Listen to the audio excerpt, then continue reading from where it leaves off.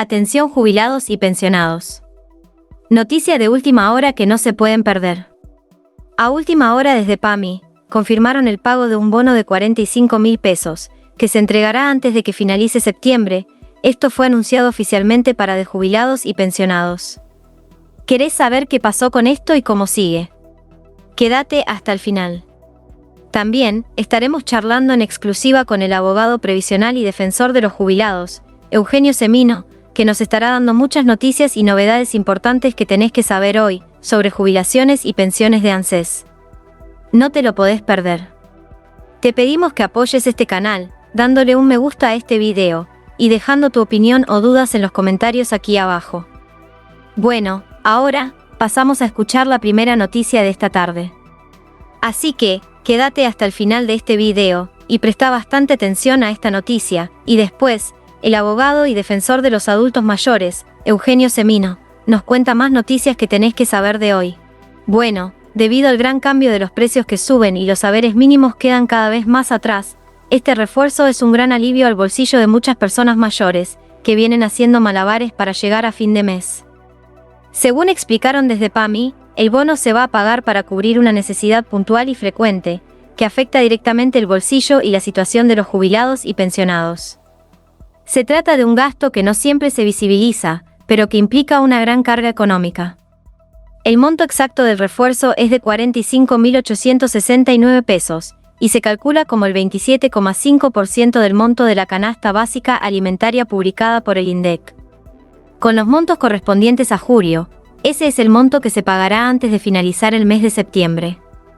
Esta medida de pagar un bono extra es una política de acompañamiento a sectores vulnerables dentro del universo de afiliados, con especial foco en garantizar el acceso a una alimentación segura y adecuada. El bono no será general, está destinado únicamente a jubilados y pensionados afiliados a PAMI, que tengan diagnóstico médico confirmado de celiaquía. El beneficio está contemplado por la Ley 26.588, que garantiza el acceso a alimentos libres de gluten, indispensables para tratar esta enfermedad. Desde el organismo, destacaron que el objetivo principal es asegurar que quienes necesitan llevar una dieta sin TAC, puedan hacerlo sin que el costo de estos productos represente una barrera.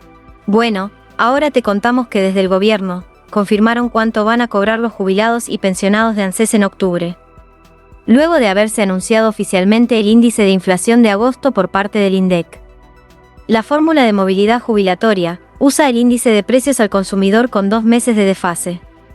Por eso, con una inflación del 1,9% en agosto, ya se puede calcular cuánto aumentan los saberes el mes que viene. Este aumento impacta en jubilaciones, pensiones y asignaciones de ANSES. Si bien el porcentaje es bajo, es un aumento automático sobre los montos actuales. Los nuevos montos comenzarán a pagarse desde la primera semana de octubre, y tienen un pequeño aumento en los saberes mensuales de millones de jubilados y pensionados. El aumento se aplicará sobre el haber base que cobran actualmente. A lo largo del día, ANSES fue actualizando los montos oficiales. Los montos muestran una leve mejora en los saberes, que en muchos casos siguen quedando por debajo del ritmo de los precios. Sin embargo, el dato más importante se conoció en las últimas horas. A pesar de que el aumento por movilidad es bajo, el gobierno confirmó que en octubre se mantiene el bono extraordinario de 70.000 pesos, para quienes cobran los saberes mínimos. Con este refuerzo, los jubilados de la mínima pasarán a cobrar un total de 396.362 pesos. En el caso de quienes cobran la PUAM, el monto final será de 331.089 pesos, y para las pensiones no contributivas, el haber total llegará a 298.453 pesos. Bueno, ahora escuchamos lo que tiene para contarnos Eugenio Semino, y después seguimos con más noticias importantes que no te podés perder. Bueno, hay un tema objetivo. Las pensiones no contributivas para personas con discapacidad están enganchadas al destino de las jubilaciones mínimas. Claro. Es decir, son la miseria del 70% de lo que son las mínimas, que ya lo son en sí mismas. Y sí, es cierto. Es más, en esta lucha política, la verdad que los que pierden son siempre los sectores más débiles, más frágiles de la sociedad, el ajuste, el mencionado ajuste que se señalaba sobre, entre comillas, la casta y demás, se hace sobre estos sectores, como lo hicieron los anteriores, ¿no? Los Claro. que hoy están sorprendidos hicieron exactamente lo mismo. Es una crueldad brutal del sistema político contra los trabajadores jubilados y contra las personas con discapacidad. Estamos hablando nada más y nada menos de un espectro de alrededor de 8 millones de argentinos y argentinas, y lo que estamos viendo en los últimos días, que inclusive lo hemos hablado con ustedes en su momento, esa sanción que se dio, de esa pequeña modificación que se planteaba del 7.2% aumento a jubilaciones y pensiones, y algo que venimos hablando con ustedes del año 22, que es la incorporación de la suma discrecional llamada en Argentina bono, que está congelada desde marzo del 2024, incorporarlo al haber, como no pudo haber sido nunca de otra forma, y actualizarlo. Bueno, eso se había votado ya en agosto del año pasado. El Ejecutivo en ese momento vetó, y el sistema político olvidó el tema durante un año, hasta que se acercan las elecciones, ¿no? Es decir, hay pérdida de amnesia cuando hay elecciones, cuando hay disputa de cargos, cuando quieren ver en qué lugar de la lista va uno o va otro. Ahora, en la situación del jubilado de las personas con discapacidad se sigue deteriorando, decía recién al pasar, la suma no contributiva congelada en misérrimos 70.000 pesos hace que todos los haberes mínimos de jubilaciones y pensiones y de personas con discapacidad, un espectro en total de 6 millones de beneficios, van perdiendo aún con el reajuste por inflación. Si bien se reajusta por IPC, pero al tener ese componente importante congelado, llegamos a estos resultados. Hoy está cobrando 380 y pocos mil pesos un jubilado, un pensionado, y no llega a 330.000 pesos una persona con discapacidad. No hay político de ninguna laya, de ninguna, que se pueda exculpar con esto y que me pueda demostrar que alguien no se muere de hambre en Argentina con esa plata. Es decir, más allá de... ¿Vio que hablan de porcentajes, Carlos? No, pero el 7.2 más, o del dólar, el dólar está tanto, está cuánto. Bueno, esto se volvió a vetar y la política se vetó igual que el año pasado, y la política ya se dedicó a sus campañas y los jubilados quedaron en la nada. Como habíamos hecho en aquel momento el planteo de inconstitucionalidad sobre el veto, hoy lo estamos nuevamente presentando, y con un argumento muy muy sólido. Hemos pedido información a algunas universidades nacionales que han elaborado unos trabajos magníficos demostrando que si se le paga ese 7.2, si se actualiza y se incorpora el bono, no hay ninguna afectación al tan mentado superávit fiscal. Parece un hecho sacrosanto el superávit, seguramente es muy importante en economía. Por eso vamos a demostrar, pretendemos hacerlo a través de la justicia, que es lo que nos permite el Estado de Derecho, no es tirando piedras o gritando simplemente en un recinto donde no se sabe qué se discute. Vamos a demostrar que no se afecta al superávit por un lado, y que tampoco es necesario emitir dinero, como se vino haciendo a través de los años, para satisfacer esta este pequeño beneficio para jubilados, pensionados y personas con discapacidad.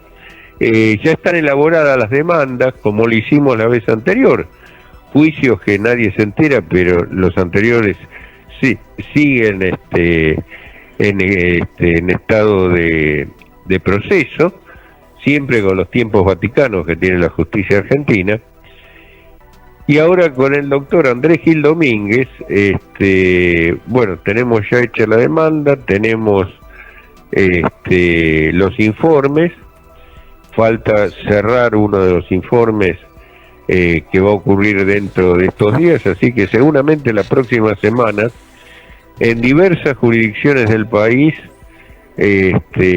vamos a estar presentando en el contencioso administrativo federal estas demandas. Obviamente sí, es lo que podemos hacer, ¿no es cierto? Claro. Usted que los acompaña los días miércoles a la movilización que hacen los jubilados, el gobierno ha subestimado la presencia de ellos y me parece pertinente decirlo, doctor, ¿no? La gente, esa cantidad de jubilados que usted marcó, 7 o 8 millones, son los que no lo han votado a Milei. En rigor de verdad, acá el despropósito es muy grave porque nadie le da pelota directamente al jubilado, no tiene dónde quejarse. Así es. Desgraciadamente, como la conducta a través de los años, y usted y yo tenemos una acumulación necesaria para tenerlo presente. Fueron todos culpables de la destrucción del sistema de seguridad social. Hoy hacen determinados actos políticos y después desaparecen de escena. Vio que ahora todo es la interna de la corrupción, los corruptos hablan de la corrupción, bueno, y la gente se sigue muriendo de hambre y el jubilado sigue, como ya denunciamos desde la Sociedad Iberoamericana en el 2022, la crisis humanitaria del sector, cosa que hicimos con Argentina y otros 2 países de Latinoamérica, para advertir a los estados esta situación crítica y para requerir, cosa que seguimos haciendo, que se decrete una emergencia alimentaria, sanitaria y habitacional para las personas que están en esta situación. Obviamente nadie hace oídos a esto. Yo comprendo, bueno, es el juego de la democracia, el que haya contiendas electorales y demás. A los jubilados y a mí también me gustaría saber de dónde sacan tanta plata para esas contiendas, ¿no? Porque se gastan miles de millones de dólares para elecciones, publicidades, carteles, afiches, viajes, y tenemos en paralelo, lo tenemos en la ciudad de Buenos Aires, lo tenemos en la provincia de Buenos Aires, lo tenemos en el interior del país, gente que no puede comprar un medicamento, gente que no puede comer o que no puede dormir abajo un techo, ¿no? Claro, realmente es lamentable, pero hay que decirlo, por eso lo escuchamos siempre atentamente a usted, doctor. Las provincias que fueron a integrar el ANSES lo hicieron con toda la picardía criolla de los gobernadores provinciales que se sacaron el lazo encima, pasándolo a la nación, con lo cual se ha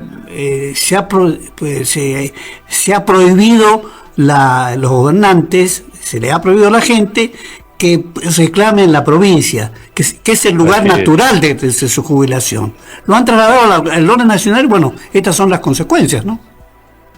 Sí, sin lugar a dudas, en la famosa 13 provincias que conservaron su instituto, que encima ahora tienen que hacerle juicio a la nación para que les remita fondos que incorrectamente los distintos gobiernos no le pagaron.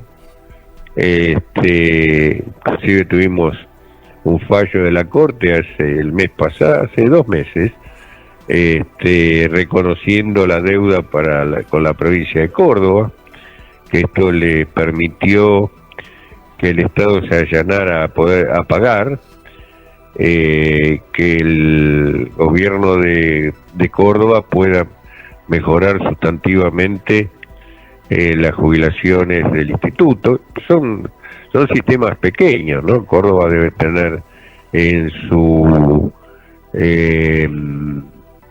provincia, en su instituto previsional, alrededor de 100.000 beneficiarios, de los cuales la mitad prácticamente estaban con una mínima similar a la mínima nacional, 300 y pico de mil pesos, que lo que empezó a pagar Nación hace 3 meses le permitió al gobernador duplicar esas mínimas, llevándolas a 700.000 pesos. Así que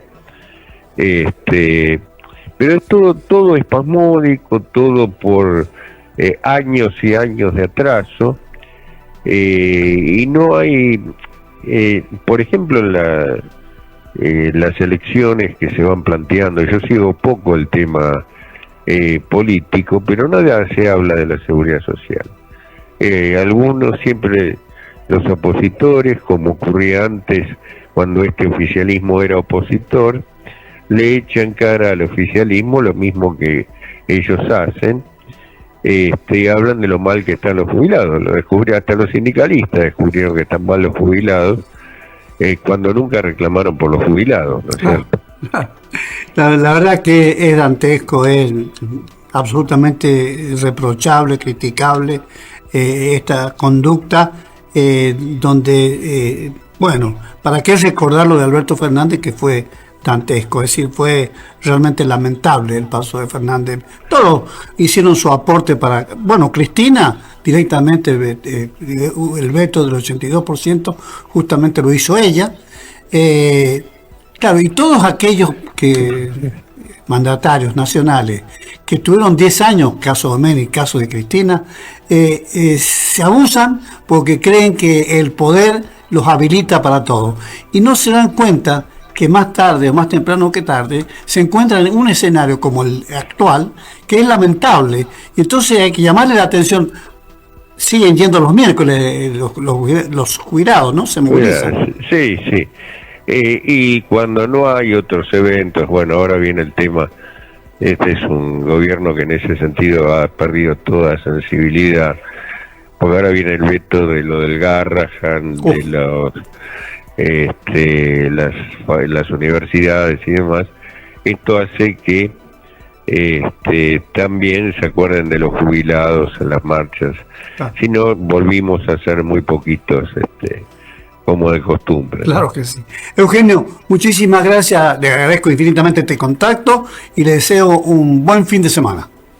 El agradecido soy yo, un fuerte abrazo, lo mejor para ustedes. Bueno, muchas gracias. Y sí, solo resaltar una cosa, sí, que si bien pasó hace horas, el 11 de septiembre, el Día del Maestro, bueno, y San Juan en ese sentido fue la cuna, ¿no? Sí, claro. Del gran padre de la educación en Argentina.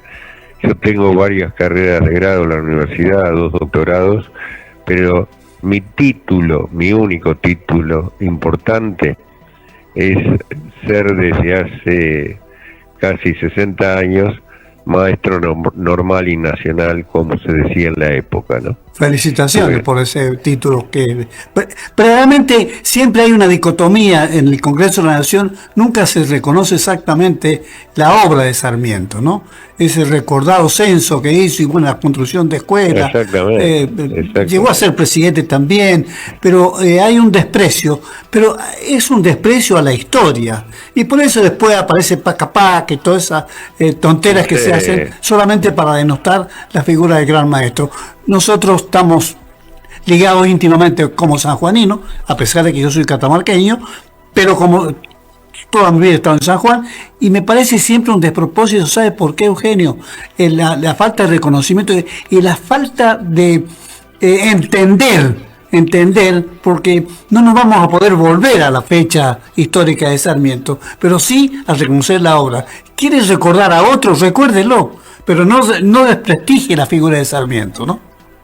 Sí, en todos los lugares que vamos o cada cosa que hacemos, hubo uno que la hizo primero y uno que la pensó y la soñó, que fue Sarmiento. No le quiero robar. No, adelante. Pero una sola anécdota. Nosotros somos muy futboleros, los argentinos, muy futbolistas de buena calidad, surgen de Argentina, pero cuando comenzó la práctica del fútbol, que estaba prohibida, que la traían los marineros ingleses, escoceses, empezó en una escuela de Buenos Aires, de origen inglesa, y había un grupo de jóvenes que querían jugar al fútbol, que jugaban clandestinamente en la escuela. Entonces el rector fue a preguntarle a Sarmiento si se le permitía. Y Sarmiento le dijo lo siguiente, para que aquellos que no lo conocen y que les gusta el fútbol y no les gusta Sarmiento, aprendan de algo. Le dijo, mire, si quieren matarse a patadas, no hay problema. El tema, mientras estudien, puede darse todas las patadas que quieran. Así veía el fútbol Sarmiento, y así se desarrolló el fútbol y dejó de ser clandestino, y surge el equipo de alumni con los hermanos Brown y demás. Es decir, hasta en la historia del fútbol fue decisivo aquel director de escuela que era Sarmiento. Y usted que recorre, perdóname, doctor, usted que recorre el país, que tiene toda una experiencia y que le ha tocado conocer miles de cosas, pero ¿cómo en otras provincias que le toca visitar, que a San Juan todavía no viene, pero no me parece que algún día va a venir? A ver, ¿qué es en esa recorrida que usted hace, que habla con la gente? ¿Cómo lo tratan a Sarmiento? ¿Recuerda lo que haya sucedido en sus viajes? En general, mire, hay periodos de la historia que son los periodos oscuros de la sociedad, donde los grandes personajes, a nivel mundial, Sarmiento es un prohombre en muchos países del mundo, ni que hablar en las universidades de Estados Unidos, es como que no se habla de Sarmiento porque aparece como la prohibición, porque fue una opción absurda, grotesca, lo de suponer que Sarmiento, esos mitos que vendió la Patagonia, que Sarmiento, Rosas o Sarmiento, esas antinomias grotescas, absurdas, groseras, que no tienen nada que ver con la historia, es una historia inventada. Entonces cuando resurgen esas falacias, la gente calla, pero la tiene siempre esa gente, la gente humilde, lo tiene presente en su corazón. Esa escuelita donde vamos de chicos, esa escuela pública que nos emparentó a todos, a los que éramos más pobres, hijos de inmigrantes, al resto, es y seguirá siendo Sarmiento más allá de quienes lo nieguen, ¿no? Fíjense que escuchando algunas de las emisiones nacionales, el día 11 justamente hizo un recuerdo muy interesante Marcelo Longobardia, el programa que tiene Resumen de Noticias, como se llama reconociendo la figura de Sarmiento y hablando de Facundo. Bueno, me quitó, me consideré y partícipe de ese libro. Me parece que fue central, ¿no? Entre otras cosas, que se desconocen de Sarmiento, creo que fue la mejor pluma del siglo XIX, ¿no? Sin lugar a dudas. Sin lugar a dudas, porque, bueno, lo conocemos por Recuerdo de Provincia, lo reconocemos por Facundo, que era su primo por otra parte, Sí, claro. y que era mucho más culto de lo que algunos suponen. Hay un poema, una carta de Facundo a Rosas,